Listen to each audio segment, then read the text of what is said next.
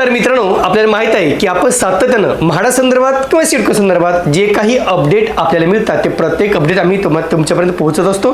म्हणजे म्हाडाची एखादी स्कीम असेल, शासनाची एखादी स्कीम असेल किंवा महाराष्ट्र शासन असेल किंवा इतर ज्या काही संस्था आहेत त्याची स्कीम असेल ती आम्ही आपल्यापर्यंत पोहोचत असतो.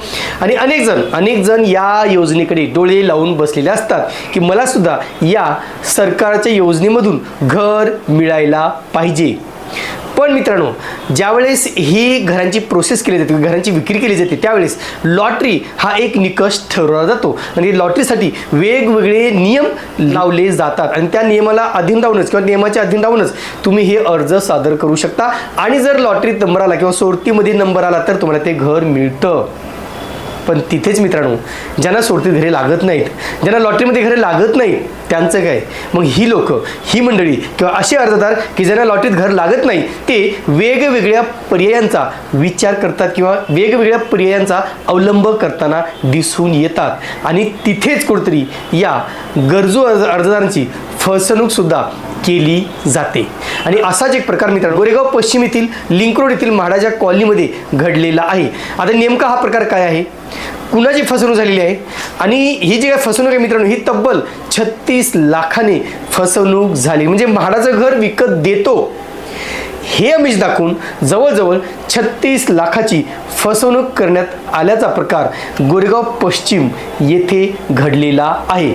नेमकं हे प्रकरण काय आहे, नेमकं घटना काय घडली, त्याच्या संदर्भात त्याच्यावर काय कार्यवाही झाली आणि फ्युचरमध्ये भविष्यामध्ये तुम्हाला जर घर घ्यायचं असेल किंवा तुम्ही जर अशा प्रकारे रिसेलच्या माध्यमातून किंवा अवैध मार्गाने जर तुम्ही घर घेत असाल तर नेमकं तुम्ही काय काळजी घ्यायला पाहिजे हे सगळं आज आपण सविस्तररित्या जाणून घेणार आहोत. नमस्कार मित्रांनो, कसे आहात सगळे? मजेत ना? स्वागत आहे आपल्या सर्वांचं या यूट्यूब चॅनलवरती ज्याचं नाव आहे RK प्रॉपर्टी न्यूज.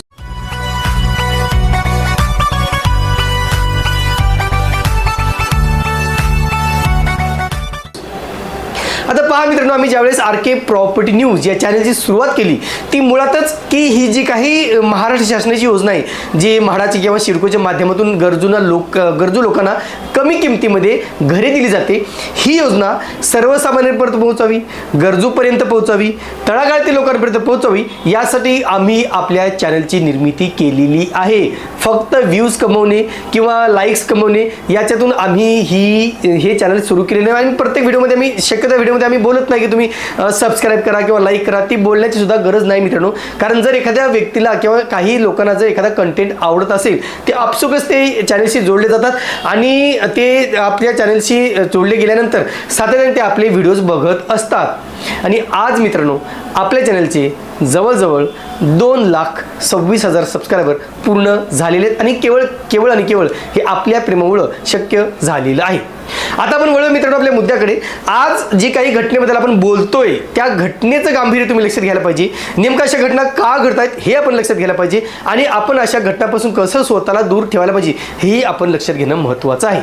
तर पहा मित्रांनो, घटना आहे गोरेगाव पश्चिम येथील लिंक रोड या ठिकाणी जो काही स्वराज्य कोऑपरेटिव्ह हाऊसिंग सोसायटी एक संस्था आहे, सहकारी गृहनिर्माण संस्था आहे, ज्या ठिकाणी सन 2023 मध्ये जवळजवळ 1900 घरांची लॉटरी जाहीर केलेली होती, जी EWS अर्थातच अत्यल्प उत्पन्न गटातील अर्जदारांसाठी होती. म्हणजे काय, PMAY प्रधानमंत्री आवास योजनेअंतर्गत ही योजना जाहीर केली होती. आणि त्यावेळेस मित्रांनो या योजनेला अभूतपूर्व असा प्रतिसाद मिळालेला होता. कारण अवघ्या 30 लाखामध्ये मुंबईच्या गोरेगाव सारख्या ठिकाणी, गोरेगाव वेस्ट सारख्या ठिकाणी जिथे लिंक रोड आहे, मेट्रो स्टेशन आहे, मॉल्स आहेत, शॉपिंग कॉम्प्लेक्स आहेत, अशा ठिकाणी ही घरे फक्त 30 लाखामध्ये भाड्याने उपलब्ध केलेली होती. आणि खरंच ती घरे कम्पेअर टू मार्केट रेट खूप स्वस्त होती. ही लॉटरी झाल्यानंतर मित्रांनो आपण पाहिलं असेल की ज्यांना घरी लागत नाहीत असे अर्जदार मग त्या ठिकाणी घरे घेण्यासाठी प्रयत्नशील असतात. आता महत्त्वाचं मित्रांनो, म्हाडाचा एक नियम आहे, जर तुम्हाला लॉटरीत घर लागलं असेल तर नॉर्मल घर असेल म्हणजे विदाऊट PMAY तर तुम्हाला ते 5 वर्ष विकता येत नाही. आणि जर PMAYचं असेल तर ते 10 वर्ष विकता येत नाही. मग असा नियम असल्यामुळे कुठेतरी इथे ज्यांना घरांची गरज आहे ते तर अर्ज करतातच, पण इन्व्हेस्टर ज्याला आपण गुंतवणूकदार म्हणतो ते सुद्धा अशा ठिकाणी अर्ज करत असतात. आणि मग काय होतं की ज्या लोकांना गरज आहे घरांची त्या लोकांना हे अवैध मार्गाने घरे विक्री केली जातात म्हणू शकणार नाही, पण काही डॉक्युमेंटच्या साहाय्याने, काही कागदपत्राच्या साहाय्याने त्या घरांचे अधिकार हे त्या संबंधित घेणाऱ्या व्यक्तीकडे दिले जातात. उदाहरणार्थ समजा मला एखादं घर लागलं असेल, समजा 23मध्ये मला घर लागलं, पण मी ते पैसे भरू शकत नाही, मला लोन होत नसेल किंवा मला काही ती आर्थिक अडचण असेल, म्हणून मी काय करतो, ते घर रिसेल म्हणून मी त्याची विक्री करतो. आता ही महाराजा नियमानुसार ही विक्री करता येत नाही, ती अवैध विक्री आहे.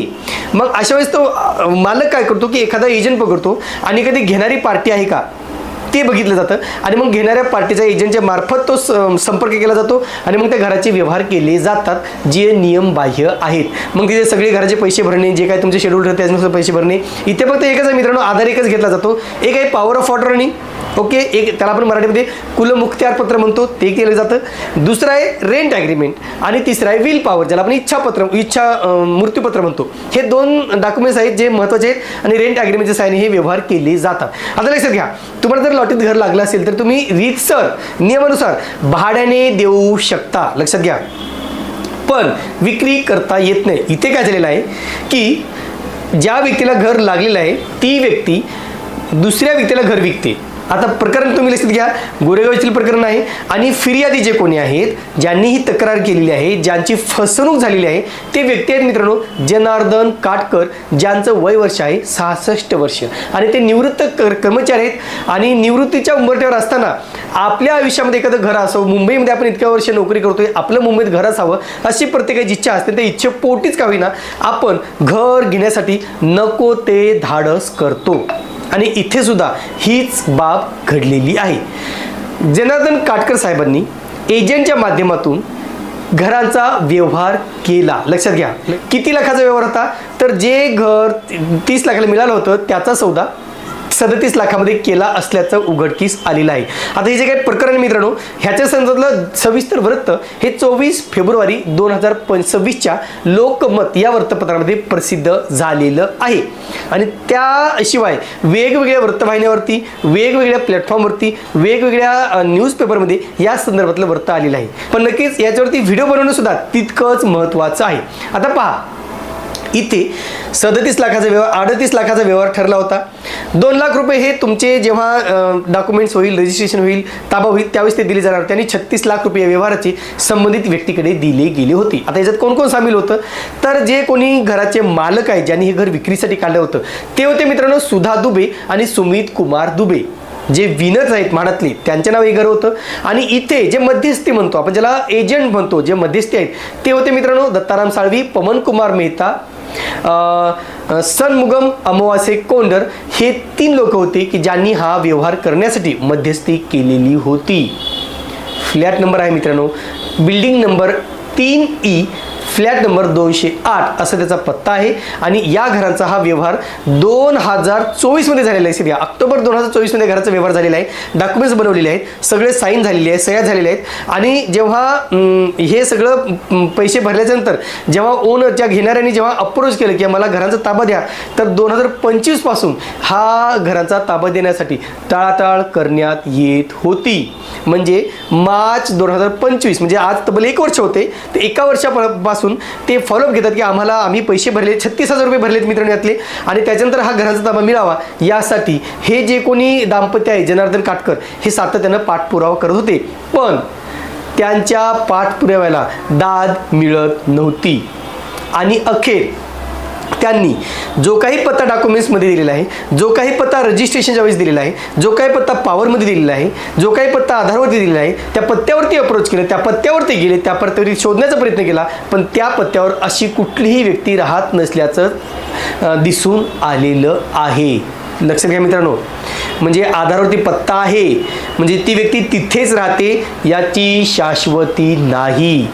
का, तर आधारचा पत्ता आपण रेंटलवरती सुद्धा आधारचा पत्ता आपल्या नावावर करू शकतो, पण जेव्हा आपण तिथून बदलून जातो किंवा ते घर बदलतो, तो एरिया बदलतो, त्याच्यानंतर आपण तोच ॲड्रेस कंटिन्यू ठेवू शकतो. अशा वेळेस हे फ्रॉड करणं लोकांना सोपं पडतं आणि म्हणून ज्यावेळेस ते तिथे गेले त्यावेळेस त्यांना कुणीही आढळून आलं नाही, त्यावेळेस ही बाब स्पष्ट झाली की तो पत्तासुद्धा चुकीचा देण्यात आलेला होता.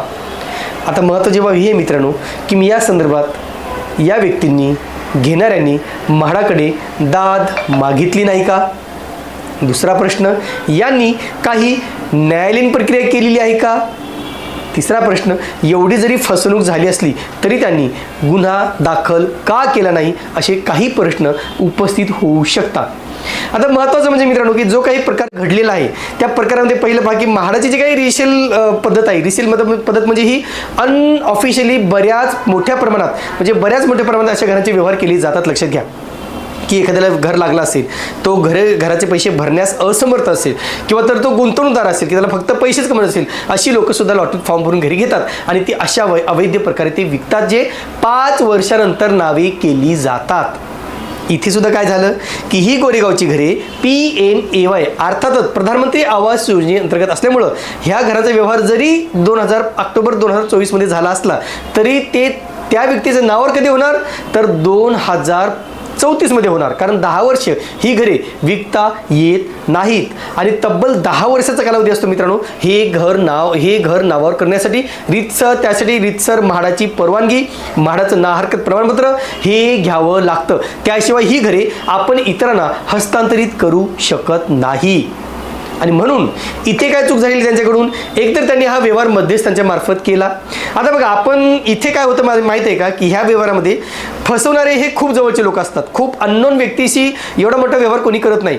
जवळच्या असतात कोणातरी कॉन्टॅक्टमधले, कोणाच तरी नात्यातले, कोणाच तरी ओळखीतले असतात आणि आपण त्याच्यामुळे कुठेतरी 100% त्यांच्यावरती विश्वास टाकतो आणि जे आपल्याकडे जो काही रक्कम जमवलेली आहे, जे काही आयुष्याची पुंजी आहे, जे काही आपल्याला रिटायरमेंटवरून मिळालेले पैसे असतील, जे काही सोने नाणे विकून आपण पैसे जमवले असतात, मग हे पैसे कुठेतरी आपल्याला गमवायची वेळ येऊ शकते। आता इथे काय झालं मित्रांनो की रिसेलचा जो काही प्रकार घडलेला आहे त्या संदर्भात ते रीतसर म्हाडाकडे तक्रार करू शकत नाहीत किंवा दाद मागू शकत नाहीत का, तरी घरे विकताच येत नाहीत। मुळात ही घरे विकताच येत नसल्यामुळं तुम्ही ते लिगल कंप्लेंट करू शकत नाही। मग इथे एजंट लोकांना माहीत आहे की जरी हा व्यवहार झाला आणि पुढे जर एखादी व्यक्ती बदलली तर हा दाद मागू शकणार नाही, अशी कुठेतरी एक भावना आहे सगळ्या याच्यामध्ये। मग इथे कुठेतरी व्यवहार करत असताना आपल्याला सावधगिरी बाळगणं अतिशय महत्त्वाचं आहे। अशा प्रकारच्या घटना घडू नये, ही बाब तुमच्यासोबत घडू नये यासाठी काय करायला पाहिजे तर पहिला महत्त्वाचा मुद्दा आहे मित्रांनो, तो म्हणजे कोणत्याही व्यक्तीवरती विश्वास ठेवू नका आणि कुणासोबतही आर्थिक व्यवहार करू नका। मग तुमचे नातेवाईक असतील, तुमचे रिलेटिव्ह असतील, ते जर बोलत असतील की माझ्या ओळखीचा एजंट आहे, माझी म्हाडामध्ये ओळख आहे, मी तुला ही घर मिळवून देतो किंवा ते घर मिळवून देतो किंवा रिसेलमध्ये जे काही प्रोसेस आहे ते मी तुम्हाला पूर्ण करून देऊ, असं जर कोणी सांगत असेल तर अजिबात त्याच्यावर विश्वास ठेवू नका। दुसरं आहे रीतसर ही घरे तुम्ही भाड्याने घेऊ शकता। लक्षात घ्या, तुम्हाला जर घर हवंच असेल, तुमची तशी इमर्जन्सी असेल तर तुम्ही घरी रीतसर म्हाडाची NOC घेऊन किंवा प्रॉपर ॲग्रीमेंट बनवून म्हणजे भाडे करार बनवून, रेंट ॲग्रीमेंट बनवून ही घरे भाड्याने घेऊ शकता। समजा तुम्हाला रेंटनी नकोय, तुम्हाला घर विकतच घ्यायचे असतील तर काय करायला पाहिजे तर अशा वेळेस ज्या घरांना 5 वर्ष पूर्ण झालेली आहेत अशी घरे तुम्ही विकत घेऊ शकता। जर एखादं घर PMAYचं असेल आणि त्याला जर 10 वर्षाची अट असेल, 10 वर्षाचं लॉक इन पिरियड असेल तर अशा वेळेस मात्र तुम्हाला ती घरे 10 वर्ष पूर्ण झाल्यानंतर तुम्ही रीतसर हस्तांतरित करू शकता, कायदेशीररित्या तुम्ही ती घरे विकत घेऊ शकता। आता सगळ्यात महत्त्वाचं पॉईंट मित्रांनो, अनेक जण असं बोलतात की मी तुम्हाला लॉटरीमध्ये घर लावून देतो, लॉटरीमध्ये माझी सेटिंग आहे, माझी म्हाडामध्ये ओळख आहे, मला साहेब ओळखतात किंवा मी म्हाडाचा अधिकारी आहे असं सांगून सुद्धा अनेक जण लॉटरीत सेटिंग लावून देतो, त्यासाठी 3 लाख भरा, 2 लाख भरा, 5 लाख भरा असे सुद्धा प्रकार घडत आहेत।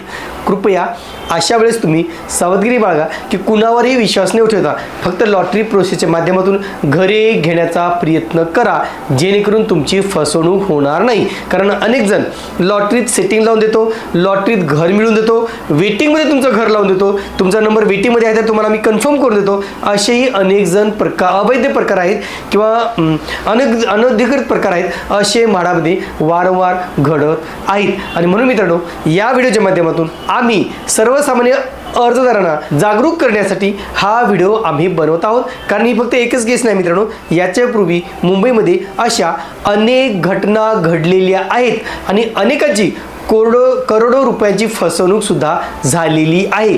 आणि त्याच्यामुळं पुढे चालून जर तुम्हाला अशा प्रकारे कोणी कॉल करत असेल तर कृपया तुम्ही सावधगिरी बाळगा. जर तुम्हाला कोणी अशा प्रकारे आमिष दाखवत असेल तर तुम्ही सावधगिरी बाळगा, जेणेकरून तुम्हाला भविष्यामध्ये तुम्ही जमवलेली जे काही पुंजी आहे, तुम्ही जमवलेले जे काही पैसे आहेत ते अनाठाई व्यर्थ जाणार नाहीत किंवा आर्थिक फसवणूक होणार नाही. आता हे झालं मित्रांनो अर्जदारांच्या बाबतीत की अर्जदारांच्या बाबतीत म्हाडाकडून वारंवार सांगण्यात येते मित्रांनो की कोणत्याही अनधिकृत व्यक्तीसोबत, कोणत्याही दलालासोबत तुम्ही व्यवहार करू नका किंवा म्हाडाने अशा प्रकारे मार्गदर्शन करण्यासाठी कोणत्याही व्यक्तीची नेमणूक केलेली नाही हे वारंवार सांगितलं जातं. आणि म्हणून कुठेतरी आम्ही सुद्धा मित्रांनो आरके प्रॉपर्टी न्यूज सुद्धा आहे, आम्ही काही अधिकृत व्यक्ती नाही म्हाडाने ठरवले किंवा आम्हाला असं म्हाडाने अधिकार दिलेले आहेत की तुम्ही आमच्या बातम्या दावा, तुम्ही आमचे सगळे व्हिडिओज बनवा, असे नाही. आणि अनेकदा आमच्यावर सुद्धा खूप रेस्ट्रिक्शन असतात मित्रांनो, ते रेस्ट्रिक्शन पाळूनच आम्ही ही माहिती आपल्यापर्यंत पोहोचत असतो. हां, एवढं आहे की जे कोणी आहेत म्हाडामध्ये इमानदार अधिकारी आहेत, ज्यांना वाटते खरंच जेन्युइन योजना आहे, चांगल्या योजना आहेत की म्हाडाच्या ज्या योजना आहेत त्या पोहोचायला पाहिजे, नक्कीच आम्हाला त्याच्याकडून अपडेट मिळतात. पण आरके प्रॉपर्टी न्यूज सुद्धा हे चॅनल म्हाडाचं किंवा म्हाडाने अधिकृतरित्या ठरवलेलं चॅनल नाही. हे सुद्धा आम्ही वारंवार सांगतो मित्रांनो, आम्ही फक्त एक सर्वसामान्यांसाठी ही माहिती मिळावी हाच यामागचा आमचा हेतू आहे. आता लवकरच मित्रांनो म्हाडाच्या मुंबई मंडळाची 5,000 घरांची, पुणे मंडळाची 3,000 घरांची, कोकण मंडळाची 3,500 घरांची लॉटरी जाहीर होणार आहे. आणि जर तुम्ही त्यासाठी तयारी करत असाल तर जे काही आवश्यक कागदपत्रे आहे ती लवकरात लवकर तयार करून घ्या. तुर्तास मित्रांनो इथेच थांबतो, पुन्हा भेटूया एका नवीन व्हिडिओसह. तोपर्यंत आपली रजा घेतो. धन्यवाद.